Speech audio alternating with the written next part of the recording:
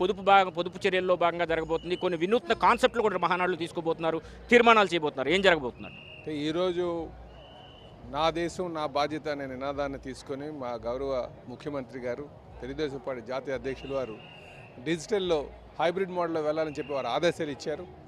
దాన్ని అలాగే మా యువ నాయకులు లోకేష్ గారికి టెక్నాలజీ అంటే ఆయనకి కొట్టిన పిండి.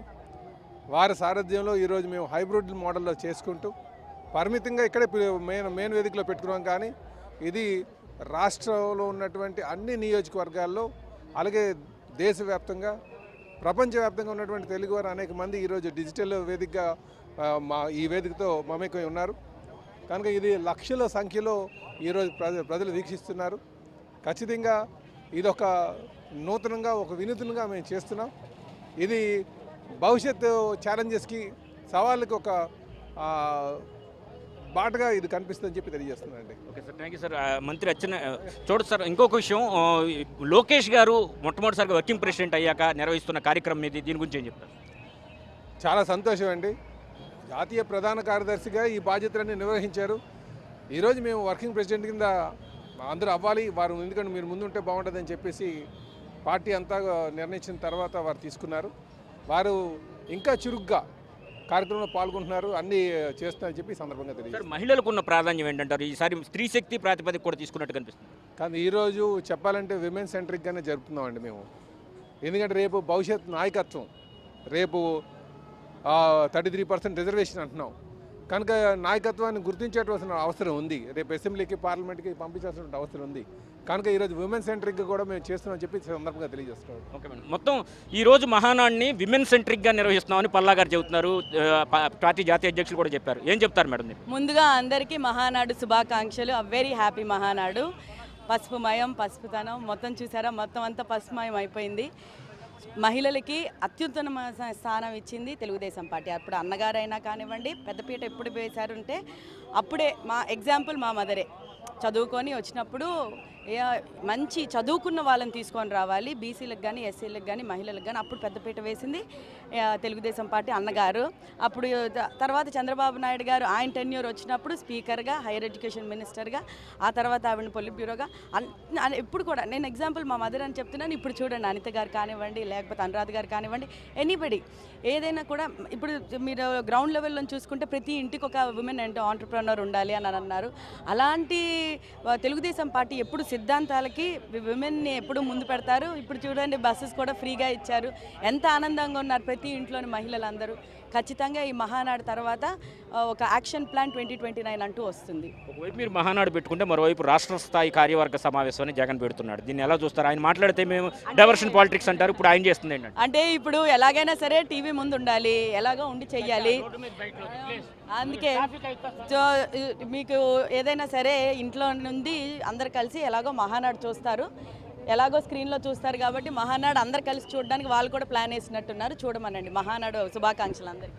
మేడం, విమెన్ సెంట్రిక్గా ఈసారి మహానాడు జరగబోతోంది, దాని గురించి ఏం చెప్తారు మేడం? కొంచెం ఇటు రండి మేడం. విమెన్ సెంట్రిక్గా మహానాడు జరగబోతుంది, దాని గురించి ఏం చెప్తారు? ఎప్పుడు కూడా తెలుగుదేశం పార్టీ మహిళలకి పెద్దపీట వేస్తుంది, అందులో ఆశ్చర్యపో అవసరం లేదు. అదేవిధంగా ఈరోజు స్త్రీ శక్తి గురించి మహానాడుకి ఈ పేరు పెట్టడమే మహిళలకు తెలుగుదేశం ప్రభుత్వం ఇస్తున్న గౌరవం, ఆత్మవిశ్వాసం, సపోర్ట్ అని చెప్పి నేను తెలియజేసుకుంటున్నాను. మేడం, నెల్లూరులో జరగాల్సిన మహానాడు ఇక్కడ జరుగుతుంది, ఎలా ఫీల్ అవుతున్నారు మేడం? ఎక్కడ జరిగిన నిజంగా నెల్లూరు జిల్లాలో ఎంతో బలమైన తెలుగుదేశం కార్యకర్తలతో నిండిపోయి 10కి 10 సీట్లు ఇచ్చిన ఈ తరుణంలో నెల్లూరు జిల్లాలో మహానాడు జరగాలనుకుంటునింది. అటువంటి టైంలో మన పొదుపు మహానాడు చేసుకోవాలి. మన ప్రధానమంత్రి నరేంద్ర మోడీ గారి ఆశయాల మేరకు మన ముఖ్యమంత్రి చంద్రబాబు నాయుడు కూడా ఈ నిర్ణయం జరిగింది. ఎక్కడ జరిగినా పసుపు పండుగ ఈరోజు అట్టడుగు కార్యకర్త నుంచి పెద్ద నాయకుల వరకు కూడా అందరికీ వీలయ్యేటట్టు ఏర్పాటు చేయడం మన గొప్ప. చూడొచ్చు, ఇప్పుడు మహానాడు కార్యక్రమం ఇక్కడ ఘనంగా నిర్వహిస్తున్న పరిస్థితి అయితే ఉంది.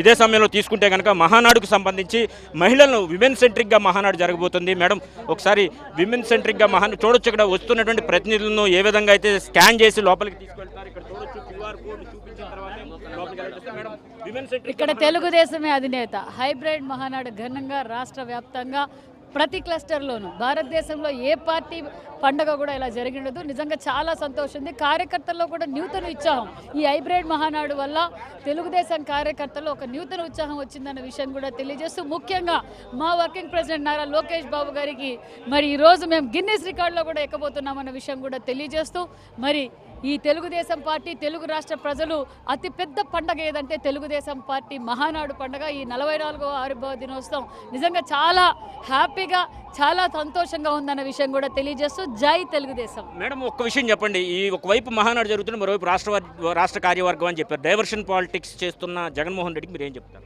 జగన్మోహన్ రెడ్డి గారి అరాచక పాలన మనం చూసాం. జగన్మోహన్ రెడ్డి గారి కార్యకర్తలకి ఏ విధంగా దశాదిశ నిర్దేశించారో చూసాం. ఈరోజు ప్రపంచ దేశాల్లోనే తెలుగుదేశం కార్యకర్త అంటే ఎనలేని గౌరవం తెలుగుదేశం పార్టీ కార్యకర్తలు జరుగుతుంది. వైసీపీ పార్టీ కార్యకర్తలు జేజేలు కొట్టించుకొని మరి వాళ్ళు పబ్బం గడుపుకొని వాళ్ళ వైసీపీ కార్యకర్తలను రౌడీలుగా గాంజాయి డ్రగ్స్ మరి రపరప నరికితే ఏంటి అనేది వారి సిద్ధాంతం. అభివృద్ధి ధ్యేయంగా మా సిద్ధాంతం.